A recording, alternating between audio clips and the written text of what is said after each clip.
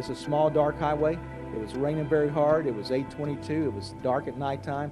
They probably did not know what hit them until they hit the water.